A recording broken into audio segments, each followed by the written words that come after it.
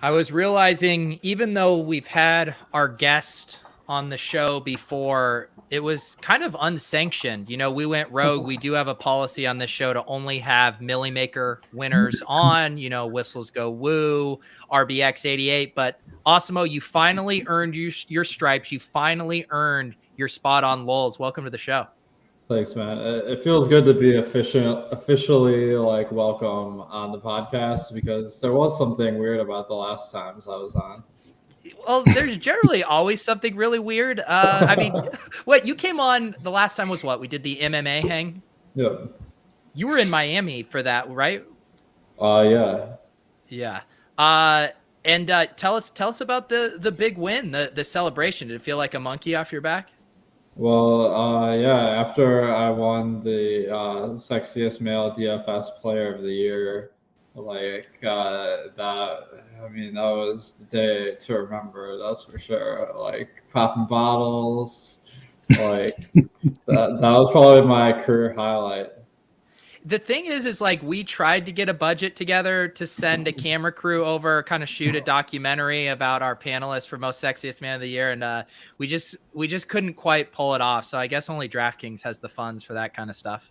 Yeah, I don't know how DraftKings does it, man. Like, you think that there would be TV shows about DFS players everywhere, because like everyone wants to make DFS content. Like, it's not that hard to like all get together in a house.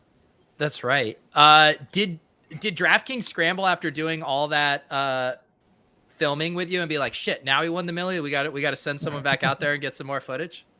No, they haven't really done anything with it yet. But the guys running the web series like texted me, congratulating me. But yeah, it's like my story arc like isn't gonna make any sense now. Yeah. Did you joke? Be honest. Did you joke about being the sexiest man alive with your new wife? She already knew I was the sexiest male. Oh, you didn't even have to tell her. So that wasn't news to her. Yeah, just old news. Old news. What else is new with you? The season winding down for you, or there's no such thing as seasons winding down? It just all blurs together.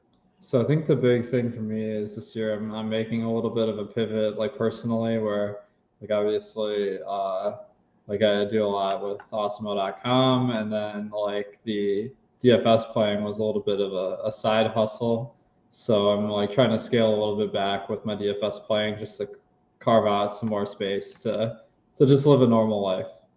Wow, this is like you announcing like a semi-retirement. You're stepping back from doing projections for every single slate. Yeah, well, I mean, we have a team that helps with that, but I do it like a few days a week for each sport, and I mean, I'm gonna keep doing what I've been doing with that, but it's more just that, like, especially with NBA, like I know you guys know the life where go off, King. You're kind of just tied to your computer like for 3 hours, 4 hours, I guess, the hour before lock and the 3 hours after lock, and you can't really do anything. It's a real it's a drag, man. You can't really like have fun like during those times. Like, you gotta always be able to swap. So I'm hoping to, especially recently, it's been really bad where like just slate scratches all the time. So I'm hoping that I can de-stress a little bit. Brian, do you get excited today when you hear? Today was the worst. Yeah. What happened today? There was just a bunch of guys getting scratched all over the place. Yeah, man. What if they go back to the old way where they just got rid of late swap for NBA? I mean, I love that. Like that was part of how I have a wife. Is I met her during the season where there was no late swap. I remember she said like there was this one date we had where um she was only free on like Sunday or something. So I was like, oh, I gotta make this work. It was like during the day. I was like, I can only hang out till 4 p.m. and it really threw her off that I was like so strict to my schedule, just like having to be like at home at a certain time and stuff. So like it would have been a lot harder if like every single night like you're on a date and then you're like, oh shit, like Norvell Pell is out. I got a late swap. Like just hang on for 5 minutes here. I was like, I was trying to schedule something for Saturday and they were asking my free time. And, I'm sitting here, I was the cash game king. So I haven't been in these showdown streets for a while. And I'm like, all right, well, I'm free except for from, 2:30 to 3:30 and before 7:30 to 8:30. Cause I was like, I got to get back in these showdown streets for the playoffs. So yeah, I mean, we're all used to, having to schedule around our super important DFS lock times. Definitely. Yeah. It can be a little bit of a grind. Brian, though, does that make you licking your chops when you hear Awesemo isn't going to be playing as much DFS?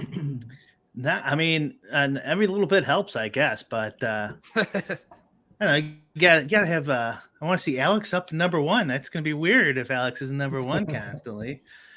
I'm actually going to go on vacation. Whoa. I know that Brian doesn't go on vacations. That's your bit. I know. I'm gonna go like during the week to Florida. My buddy's down there, my brother's down there. A couple weeks. Are you not gonna play DFS at all?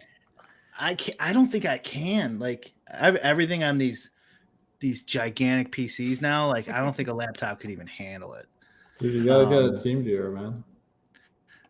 I was thinking about it. I've done that before.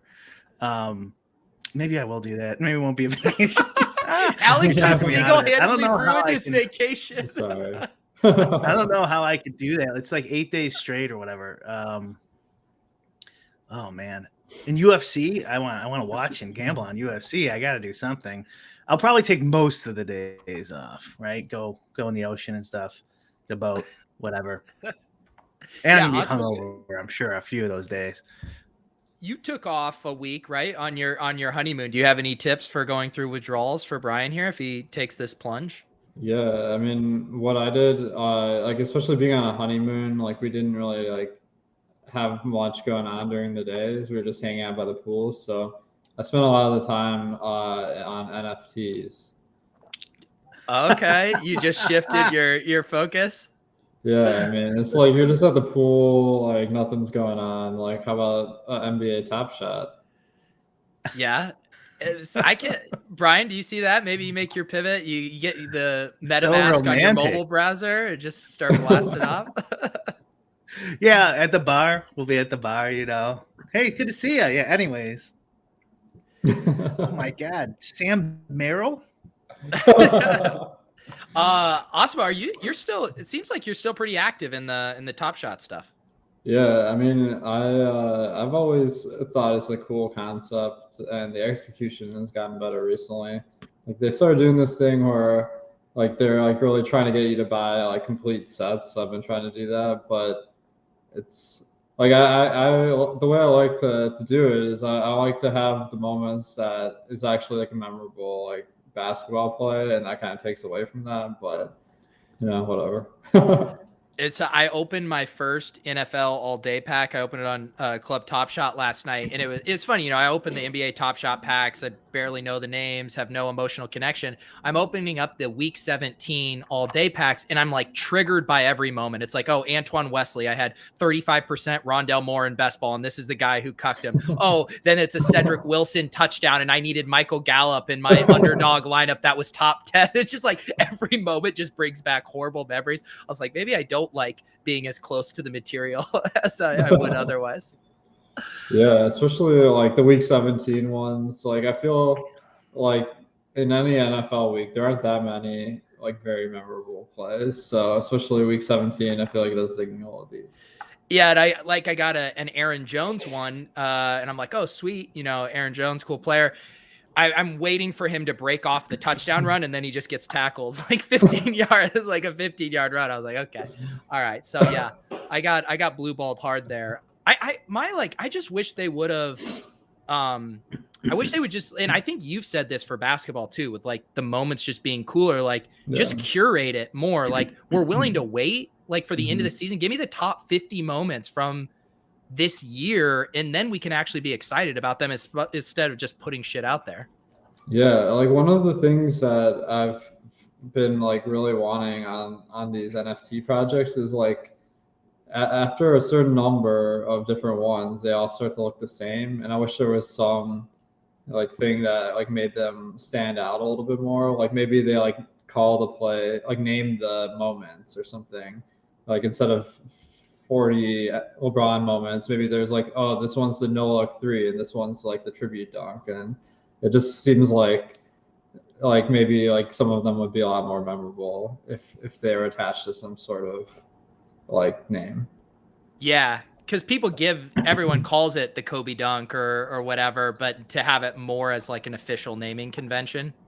Well, yeah, I mean like that. It's just like they just like say like 2-pointer or like 3-pointer, block, but like that doesn't really tell you what the play was, Yeah, you need some fly slamma jammas in there or something like that. They were making them, they were printing them too fast, minting them too fast to like wait for the good to like look through the whole season's worth of stuff. They were just pumping them out there for a little bit. It's not a problem if like the good stuff like stands out. It just doesn't right now. Where like I think the idea is like most of them aren't valuable, and they are able to make more money that way. But like the execution, they just don't like highlight the good ones enough. It'd also be cool if they did some stuff where, we think of, DFS players, like you take down, say, an NBA tournament and, previously you buy a jersey or something like that, but say there was the moment that sealed it for you, the rebound, the steal that put you over the top. And there was some kind of thing where you could actually request a moment. Like if you were able to then have that steal minted, because to you, that's the one that like sealed the GPP win, like some kind of requesting stuff, I think could be really cool too. Yeah, that'd be really interesting. Like that one would be funny because like only one person can win a GPP a night, so it probably wouldn't have much resale value. Yeah, exactly. It'd be truly for the collector only. Yeah, I kind of like some of the projects, the NFT projects out there that like what is it? I don't know what they're called. Like it's like they mint babies or whatever. So like when the next series comes out, like if you're an original holder and you still have it, like you get something. Yeah. That would be cool. Like you could like 2 years from now, you randomly can get if LeBron's still playing in the league, a LeBron, and that's without even knowing it was released. You just go into your account one day, you're like, oh shit, I got a freaking LeBron moment just randomly because I bought this Top Shot 5 years ago or whatever. You know what I mean? Yeah. Yeah, or like if they didn't have a direct partnership with the NBA and could do more rogue stuff, like we own a Jokic Cosmic. What if we got airdropped, Jokic shoving one of the Morris brothers, like as part of like you're already a big time Jokic investor, so now you get this other piece of Jokic lore.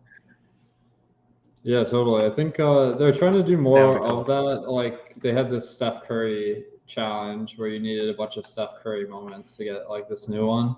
And then they have like sets that you get airdrop stuff if you have them, but like it's definitely a cool concept. Have you remember when Sam Merrill was going for like $23?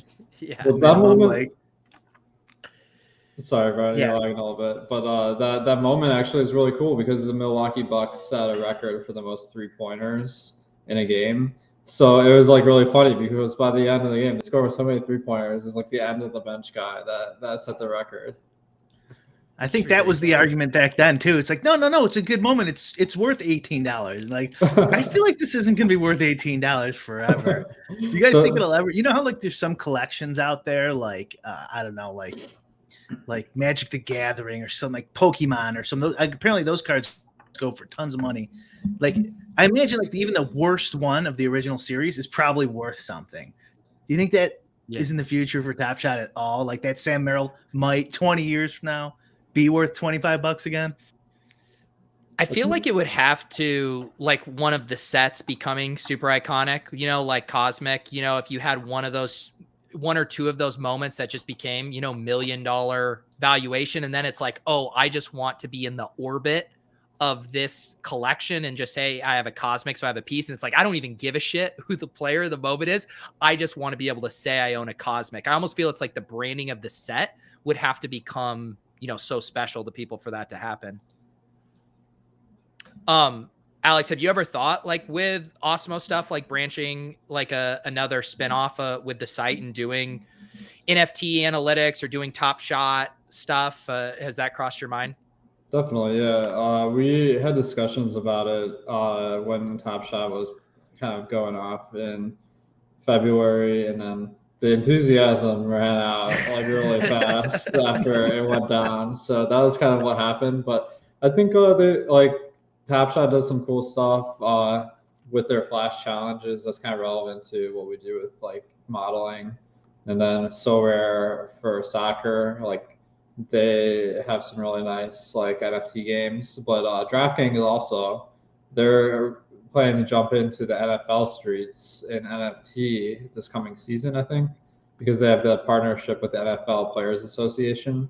So I think that could be really big. Yeah, I feel like I was talking to my buddy Mike, who does the team hold stuff, and I know he's been, you know, really getting into the flash challenge stuff and kind of playing the market ahead of time and like looking at projections to see, okay, what bench players could be the top scoring bench players tonight. I feel like with really good projections, you could have a nice edge on stuff like that. Yeah, totally. I mean, there's this one challenge where this Anthony Simons moment went from like $500 to like $3,000 because he was on top of the challenge, and there was like so few rares that he had for. So like the potential is there.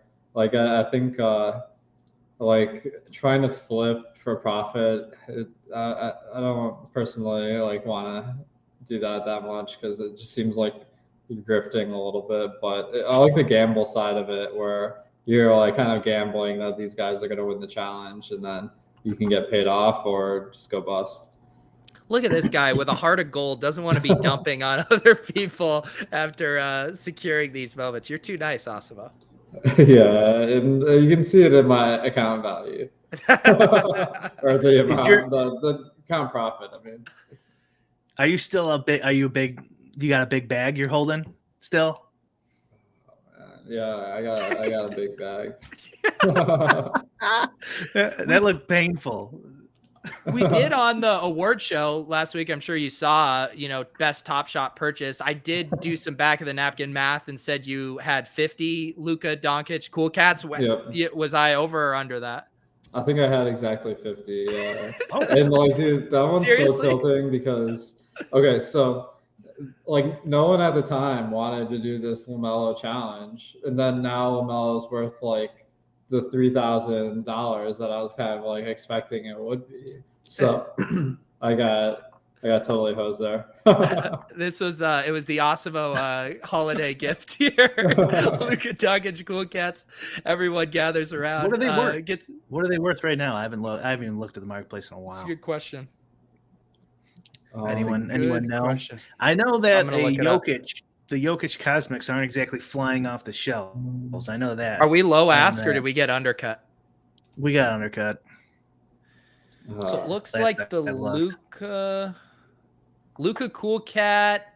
Oh wow! So 870 I see as low ask. Yeah, that's like about what it was when the challenge ended. So like none of the LaMelos, the bottleneck. Yeah. So the thing that sucks is like they hyped up this moment so much, and then the like actual play was kind of like not that thrilling. So I think that was a big part of why the enthusiasm kind of ran out. Yeah, I feel like the LaMelo stuff, because of course his debut moment was the super weak assist with Gordon Hayward, and then I felt I have another. It was the LaMelo. It's the LaMelo like bowling full court pass was the badass LaMelo moment. The MGLE or whatever. Yes, right? yes. And I do have one of those. And I'm like, to me, that's quintessential LaMelo Ball. And sometimes, like when you get a valuable moment, I want it to be like quintessentially that player. Oh yeah, totally. Like that one was cool. Like, did you get an airdrop or did you have Yeah, to buy it? I binked the airdrop in some kind of contest or whatever. I forget. Yeah, because those they didn't release them in packs. It was all airdrops, so that was pretty cool. But I didn't get one. Although I'm trying to see now where the floor is. Do you have to claim the airdrops? I didn't look at anything. I legit can't even remember how I got this one. It's been so long. Yeah, it's at 2,000 right now. But yeah, I feel like, yeah, I was more bummed just that it's like, all right, you have your growing pains with Top Shot, but I just hoped that some of the moment stuff would have been smoothed out for NFL and given us really premium moments. But I don't know. Maybe we can keep our fingers crossed.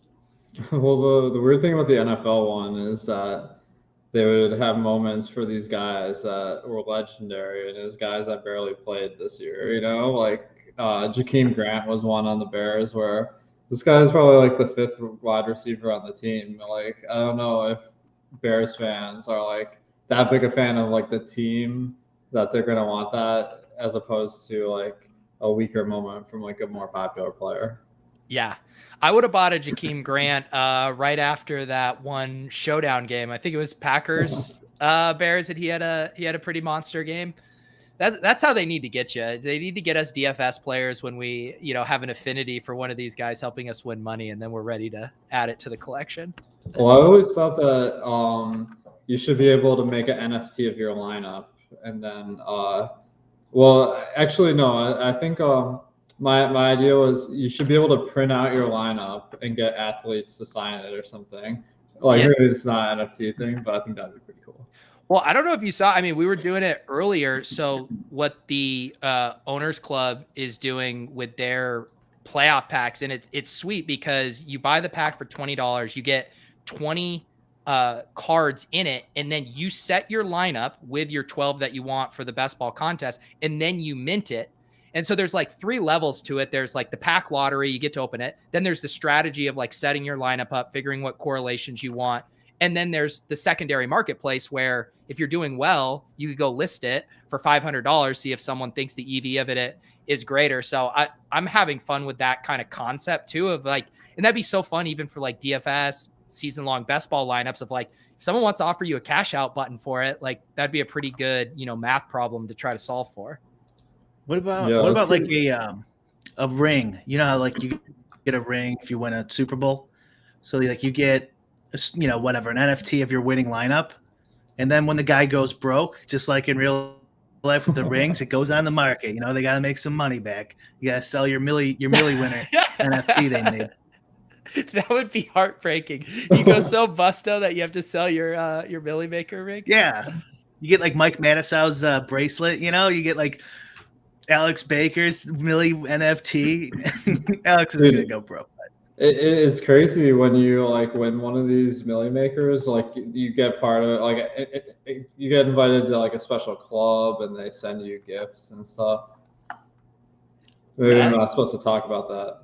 Oh wow. Yeah, no, I'm still. I think my DK rep is currently upset with me because I asked for a 400-man double up rake free contest and it didn't fill this weekend, so they had to eat a lot of cash game king overlay this week. Do they have like check boxes, like unchecked, allow wife to play an extra 150? After you get in this club, they're like, "Oh, I gotta uncheck this for you. Here, you're good now. You're good. 300." Well, the best perk is the super late swap, where you can swap after the game starts, up to 5 minutes after the game starts. Oh, Brian, this reminds me. Talk to us about your new the sports betting HUD that you rolled out today. Yeah, new in quotes. I've been working on it for a while, but like working with developers takes. Alex probably knows full well, although he's got in-house guys, but takes forever. And so like I felt like it's good enough for like to send a tweet out at least finally. And it's pretty simple. Just overlay stats. Like, I don't know about you guys, but I always was annoyed by like going in between. My tweet probably that needs to be updated too. My web guy's on different time zone than me though. If you go to my tweet, you probably see more accurate, up to date stuff. But like going in between, like Alex has like an ROI chart. You go to his ROI chart and you're like, okay, 10% or his page, and then you have to go back over to the site and then go back and forth. And it's like, okay, how long have these been updated? Like, was there, especially in the NBA, where we're just talking about all the injuries. And you can see here, like Alex updated 10 minutes there when I downloaded that. So like you could get it up there, you know, as fresh and easy to read.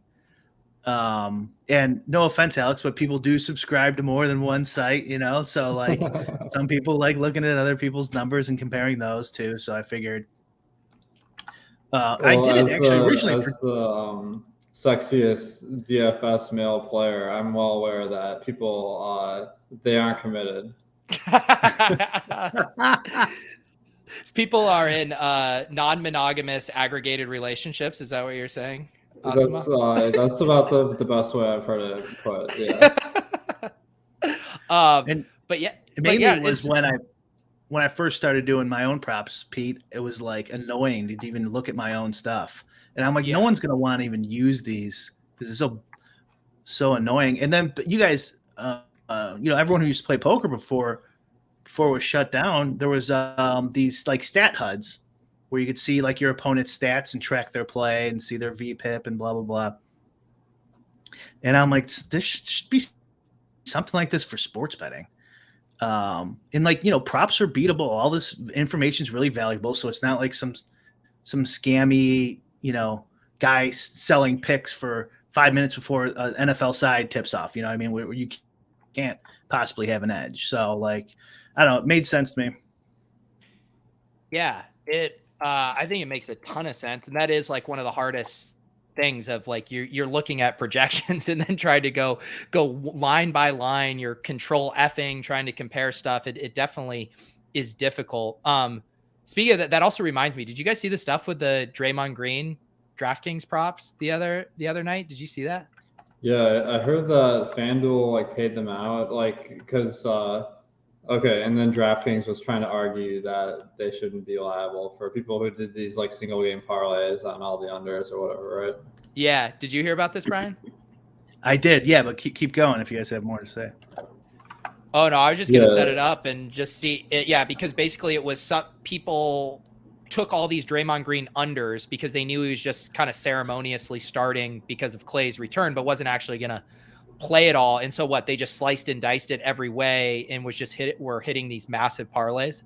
Yeah, it's interesting because I've seen a lot of people do these crazy parlays with like Sabonis under points, Sabonis under assists and rebounds, and then like you actually get crazy odds like 40-1 or something, and then if there's some injury or something, then you win big. So I've seen a bunch of people like posting on Twitter about stuff like that. And then there was this one where like they told you ahead of time, this is what was going to happen. So that was pretty cool that some guys took advantage of that opportunity. Of course, if it gets voided, like what can you expect? So, all right.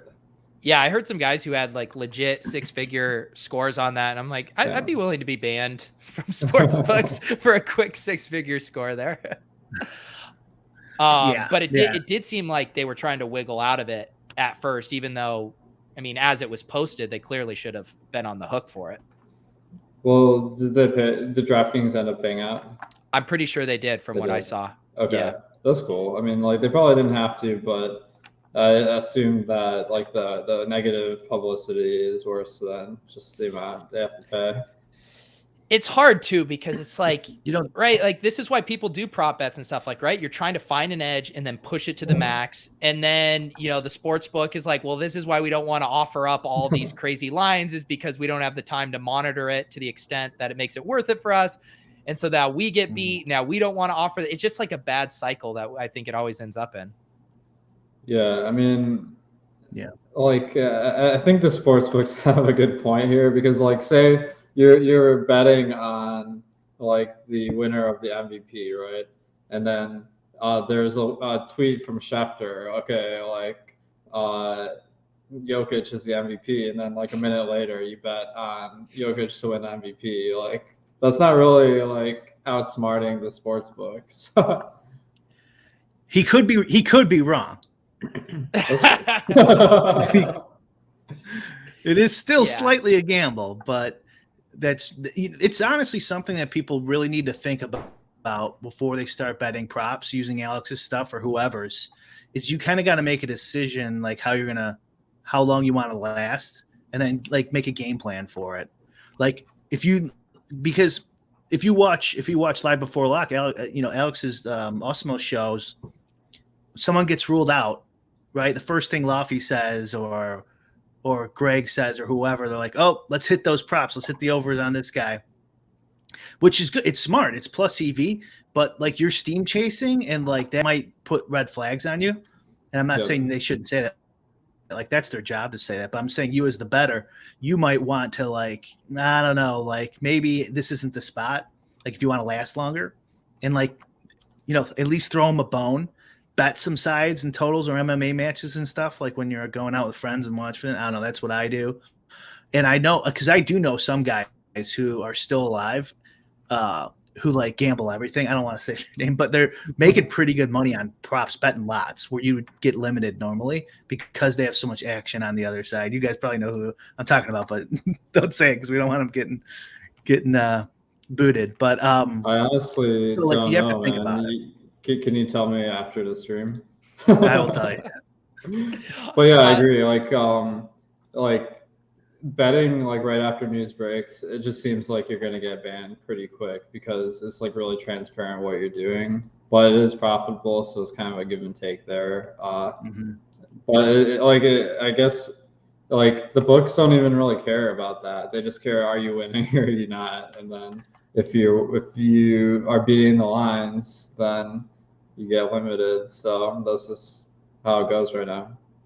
Brian, I mean, but you can try stuff like maybe do like, whatever, get a ratio down where you're like betting some regular bet for every good obvious bet you're doing. So then you can maybe get some steam in there occasionally, but like keep track of it. And then like, it doesn't have to be the same site every time. So like if you're not betting on FanDuel, like then you don't need to bet. You don't need to screw with them. But like then if you only do FanDuel props all week or 3 weeks in a row, it's like you're just asking for it. Brian said he was going on vacation, but he's actually going to save his sportsbook accounts. He's just going to be blasting off drunk from the beach to really throw them off on the scent. It's actually a business trip, Brian. I'll write it off if I can.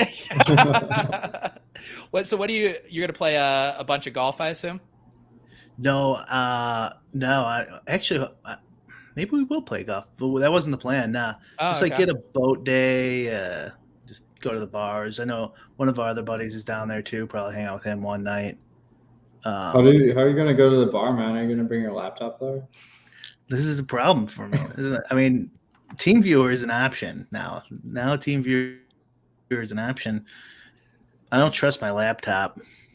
I want to see a photo of Brian like at some, Margaritaville bar with just like full-on monitors over there, wearing a Tommy Bahama shirt, just running The Sims. That's what I want. I have a USB to the playoff game. Like I take over the playoff TV at the bar. Sorry guys, I need a larger screen for this. Yeah. They're like, why am I watching The Matrix on the corner up here? So Brian's just running The Sims. He does it every time. You know what I'm doing this weekend? Ice fishing, Pete. Oh boy. Get out your gloves. You're probably going to be so bundled up. Okay. Have you ever ice fished in your life, Pete? Oh, man. Every day. I get up at 4 a.m., head down to the Charles River behind my house, and I get out there drilling holes in, seeing what kind of fucked up carp I can pull out of there.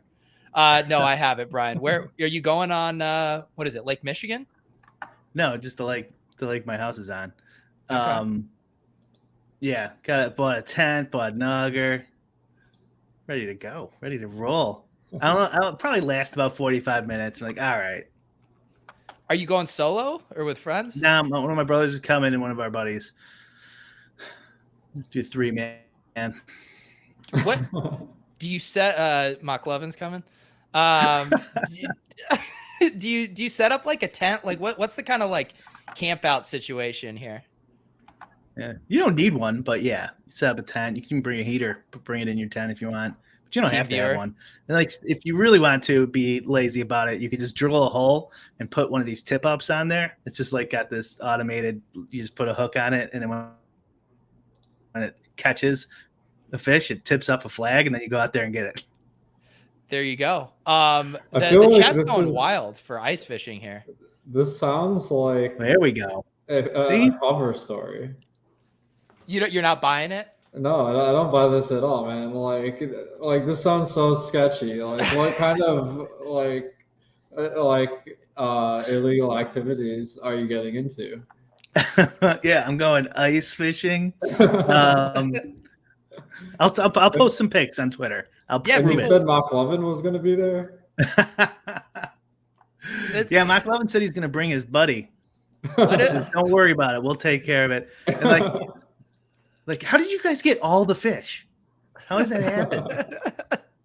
No, there's Brian, truthfully, he was feeling a little jealous getting left out of the Let's Go miniseries. And so he bootstrapped his own. It's him, Mark Levin, and the Chipotle Bros. They're going out there to ice fish and film it all. I mean, that would be good content. Honestly, it would be great content.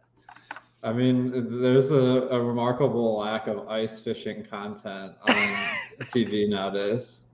I mean, how many times do I just have to sit in my lazy boy and flip through the channels? No ice fishing. I mean, it's absolutely brutal. This is like, I kind of feel the same way. Ice fishing sounds like the worst combination of comfort and entertainment, which is a pretty good take. That's a good way of putting it. Yeah, I'm That's trying why- to do something. All right, It's guys. why we don't believe you're doing it. I know. I don't believe it myself. Honestly, I don't blame you. No, you're right, because I give you a hard time about just always being inside, not going on vacation. And then here Brian tells us he's going on vacation, going ice fishing. We just mercifully make fun of him for it. No, Brian, go. You're going to smell the roses. You get your hand in the dirt, get your hand in the ice. Well, we'll see how long I last. I'm going to try to do it Friday and then Saturday before the games. Well, here's what I mean with any kind of snow activities. I mean, the dream is you come back to the hot tub, and if I recall correctly, you got the I hot didn't tub. fucking think about that. Yeah, I might have to do that. There you go. Ice fishing in the hot tub. Now that's a nice little day right there. I might actually just let those guys go fish, and I'll watch them from the hot tub. That's like kind of vicariously. That's kind of ice fishing. Did you catch anything? Make sure you're bundled up out there. Have you invited Alex to the lake house? I don't think I have, Alex. Have I? No, I need a girlfriend. I need a plus one at this point. I think. Something. Brian's waiting so you can make it a proper double date, but you could just invite little bros day out on the lake. Yeah, You're more than welcome. Both you guys. Silva. If Pete ever comes, you can come visit us too. We'll all three hang out there. A little a 3-man. Yeah, I mean, talk about good content. The three of us in Brian's lake house for the weekend. We'll do I would a love to live come out for the stream summer. from the hot tub, the three of us. Oh my god, I can't even imagine. I truly can't even imagine. Neil asking, fishing gloves necessary or do winter gloves suffice, Brian? This is the question. Uh-oh. I mean, Neil being in Minnesota should know better than any of us. Brian, we lost you. Did you hear my response? I might have broke up there. We did. You went blank right when we asked you the question. I said touching fish is gross. I'm wearing fish gloves. I feel like you'd need 2 layers, right? Like you'd need gloves for warmth, and then over them your little fish gloves so you don't get all scaled up. Yeah, it's gonna be tough, and you need to be able to crack open the beer somehow. That does seem like the best. I mean, the closest would got to that would probably be going to a Patriots tailgate when it was, like 15 degrees outside, and like just drinking enough alcohol until you forget that you're freezing cold is generally a pretty good strategy. Let's see. Neil says, I've been ice fishing once in my life, and my goal was just to not catch any fish so I wouldn't have to deal with them. There you go. No, we need Brian a photo with his, what fish are even out there when you're ice fishing? What kind of fish are you trying to get?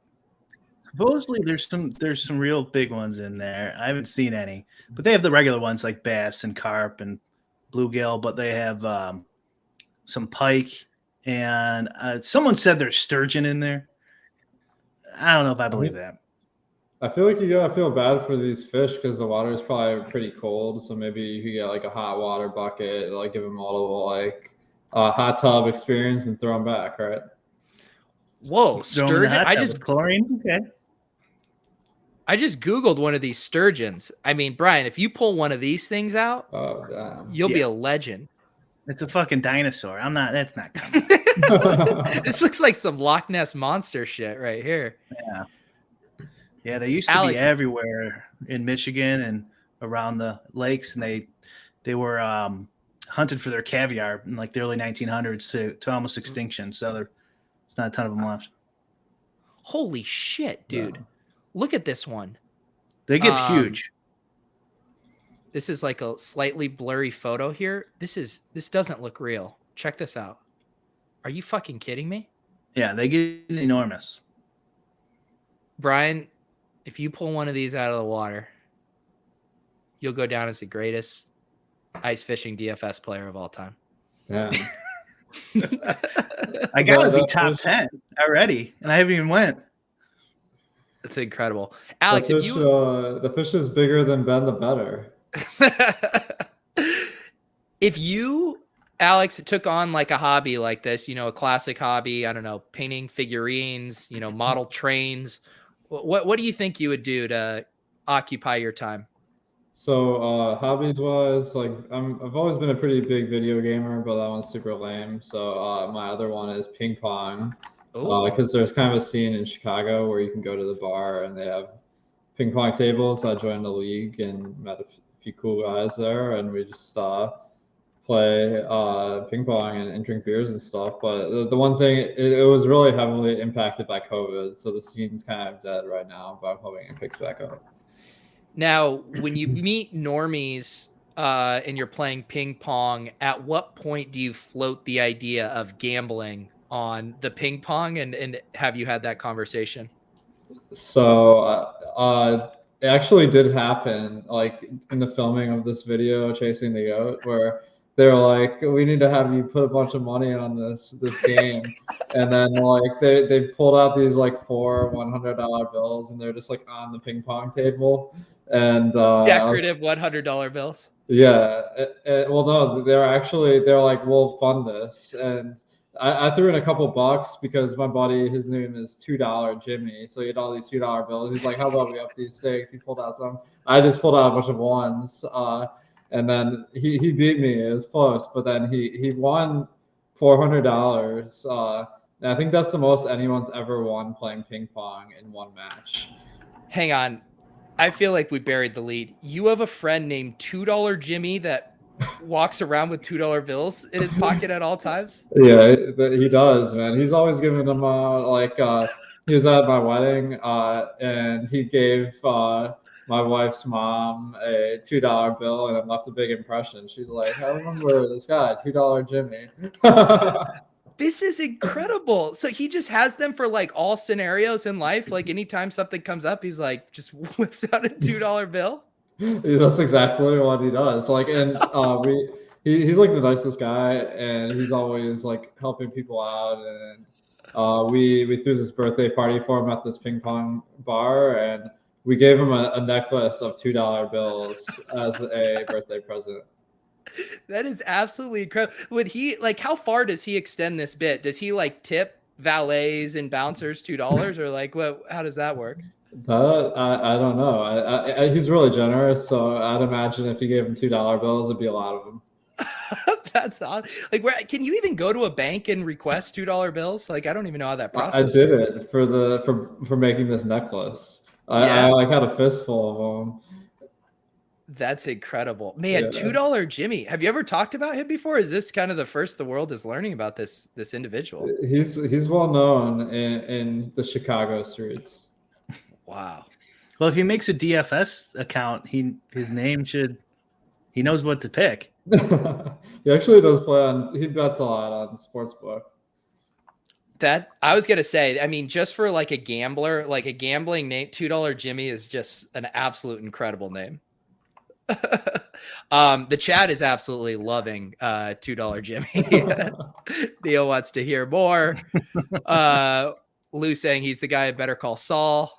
I would not. Yeah, what if it's $2 like Jimmy. actually really dark? You know, like $2 Jimmy. He was convicted of murder shortly after this. I would hope it was like the other way, that like he went El Busto and all he had was $2 left to his name, and then he ran it up to like a fortune, and now everyone calls him, $2 Jimmy. Oh, that would be, yeah, I like that. No, nobody really knows the full origin story of $2 Jimmy. So do you think is any of that going to make the cut for that ping pong scene? Does he get introduced to the viewers? Well, the thing is, like they scrapped a lot of the footage, so I don't know if it's gonna be in it. Like it sucked because like they wanted me to get together like a big crew to like hang out, and we played ping pong, and then we went and did karaoke, and it was actually a really fun night, and we stayed at the karaoke place like 2 a.m. It was like a Monday night or something crazy. And everyone just wanted to keep hanging out. It was amazing, but yeah, like it just didn't make the cut, I guess. So from what I understand, if they like make it a bigger series, they're saying that if shows get picked up, they usually just start from scratch and refilm everything. But I don't know. How many total hours would you say you were filmed for for this entire series? So they came out to Chicago for 2 days. So we filmed probably like it was a good amount each day, like 4 or 5 hours. And then like me and Whistles and Big T went out to Miami for 3 days. And then like most of the filming was over those 2 sessions. They also went out to Big T and Whistles' hometowns. So those 4 film sessions, and then they did a little bit at the final, but like not a ton. Nice. And do you think, like, would you ever have access to some of that footage? Like when you say, hey, it didn't make the final cut, but I'd love to post a clip of my buddy $2 Jimmy on Twitter. Like, would you ever be able to do that? Damn, I need to ask about that. Like maybe after episode 3 comes out, because I think that might be. They're going to make one more episode, and then they're going to make a 22-minute pilot. And I think that's going to be the final iteration of this. So maybe after that, I can try to figure out if there's anything good that didn't make it. The reason I asked too is because when or I should say Mans went and did the gambling Olympics, and they had a New York Magazine writer and a New York Times /magazine photographer come out and shoot the entire event. And Mans had gotten into the best shape of his life for this gambling Olympics week. I mean, I'm talking like it's never getting as good as it did then.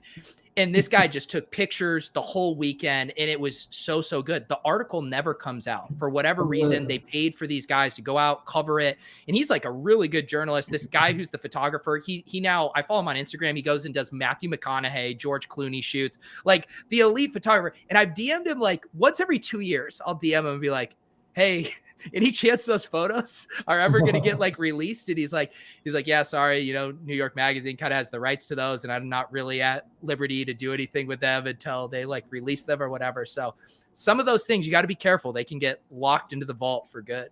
Dude, it sounds like you treated this gambling Olympics like it was a wedding or something, as far as like getting in the best shape of your life. I did work harder to get in shape for the gambling Olympics than I did my own wedding. Yeah, but it sounds like it was worth it though. I wasn't running around with my shirt off for a New York Times photographer at my own wedding though. So I had more motivation.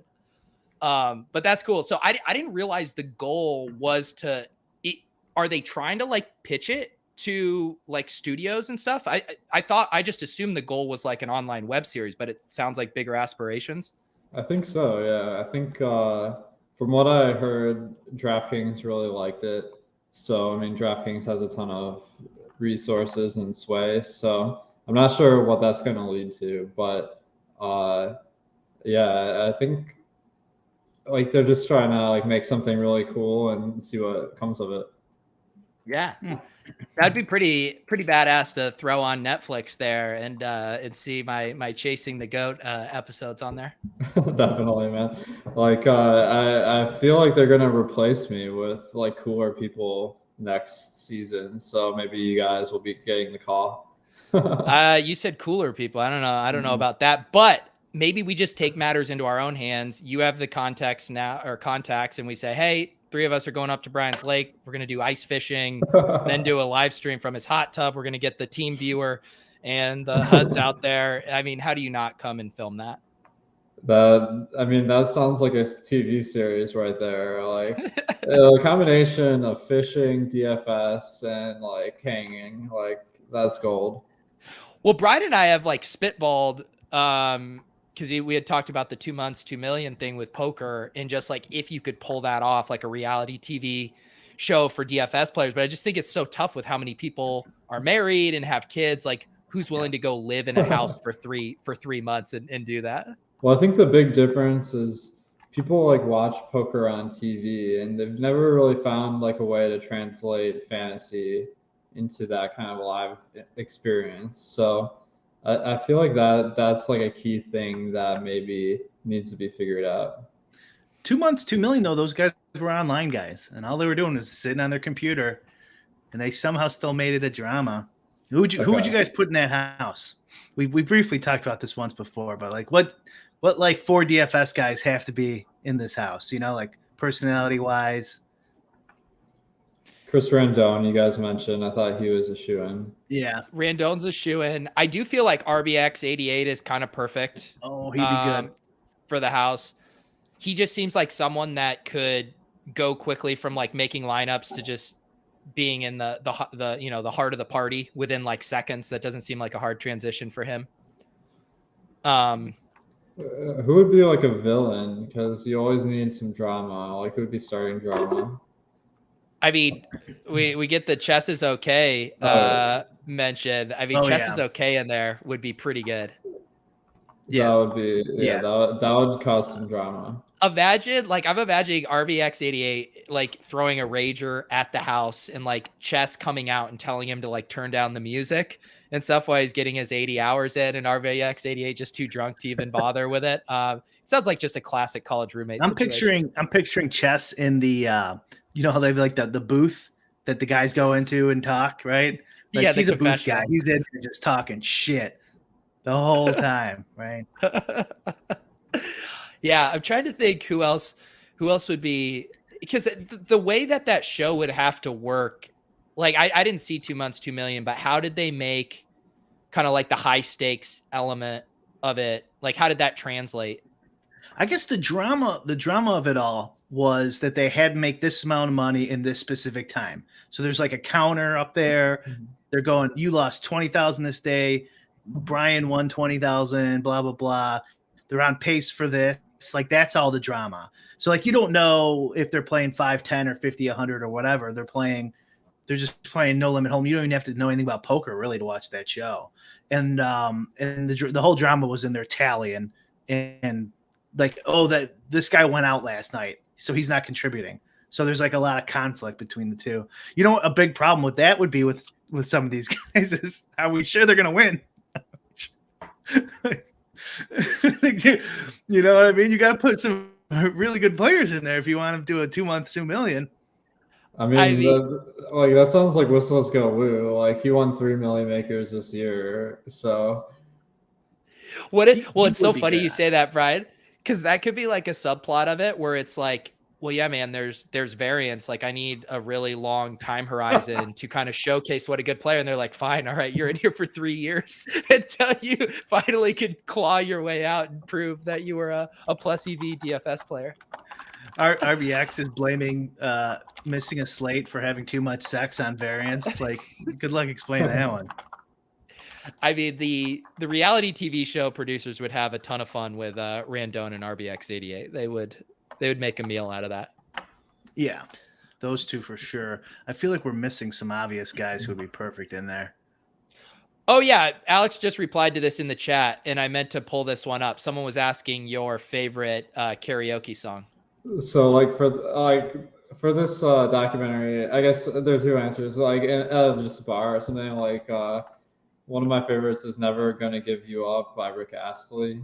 Rickroll people at the bar, yes. But for this documentary, they had me sing. They wanted a song that they didn't have to like buy rights to, so they had me sing a song from my old band called "Wrong as You." It was like an emo song, so it was really funny because by the fourth, well, like they had us like do this shot like 6 times, and by the 6th time, like my buddies knew the words and like singing along and stuff. Wait, did you have a karaoke track of that old song? Yeah, well, no, it wasn't a karaoke track. It was just the full track. So I had the vocals in there, and I was kind of singing over the vocals. Wow, look at that! DraftKings is willing to throw money in for a fake high stakes ping pong match, but they're not going to pony up for Rick Astley copyright. They had a huge budget though, like because like they got us this yacht. They actually like had us do these like shopping sprees that will be part of the next episode, so you guys will see that. Yeah, I mean the budget was huge. I think it was just like kind of a pain in the ass to like go and get the rights, so they probably just don't want to deal with that. That's kind of like the give or take of this is like you're going to get the bigger budget with DraftKings, obviously, but you really want someone not affiliated with any of the sites producing it so they can take some more chances. Like DraftKings doesn't want to see RBX 88 coming out of a brothel. You know what I mean? And like, yeah, doing that shit. I think there was some like constraints that they're faced with because of that. Yeah, like because I think like they were very like focused on us all like hanging out and having a good time, and they're like cut of it. Where I feel like we were all like busting each other's balls and stuff, and that didn't really make it to the episode. So yeah, I think they were going for like just more of a less risk-taking approach for sure. Right. They don't want to like portray a toxic environment, you know, like everyone can play DFS. You really need someone like taking chances and making it fun. Yeah, I mean, like, what if you watched it and you're like, God, I didn't realize Alex was such a bully. Yes, that's what we really need is you with Big T, just kind of giving him a noogie there in the headlock. God, I wish I could have come and helped produce that and just put you guys in a million. Like I would have had like the Big T, like, you know, walk downstairs in his bathrobe, but he's not wearing anything. So it's just completely pixelated. And he does the, you know, the yawn there. And you guys like, what, dude, come on, put on some clothes. I mean, we could have had a lot of fun with it. That would have been good. That would have been good.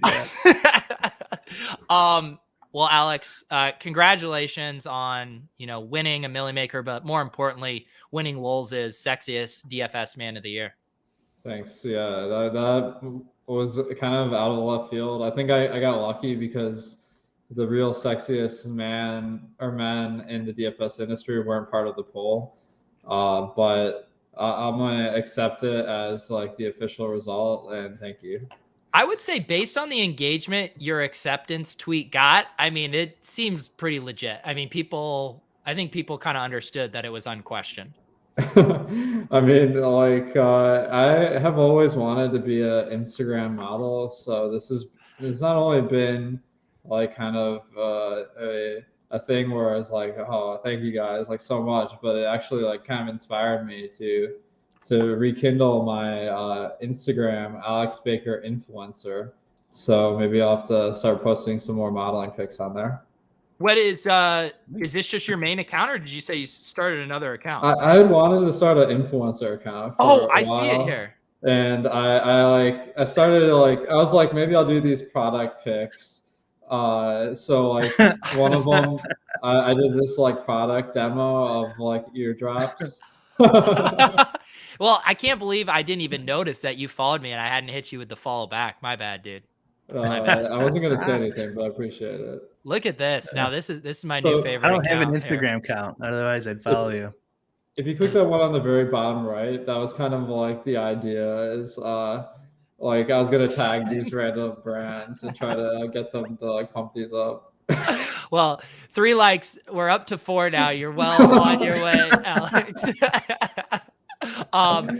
Brian, anything else? People should obviously check out the Sports Hut. I posted it in the chat. I'll put it in the show notes as well. Anything else on your end before you go ice fishing to Florida? I was up to 6 followers on Getter. I'm down to 5. Had one person leave.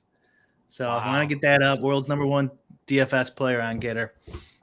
Wow. That's Am I the only one not trying to launch a career on another social media site? Goodness. All right, guys, we appreciate you hanging out. We are here every Wednesday night at 8 p.m. Eastern. Audio version of the podcast will go up in a bit as well. You can search for that on your podcast app of choice. For Awesemo, for Brian, I'm Pete. We'll see you guys next time.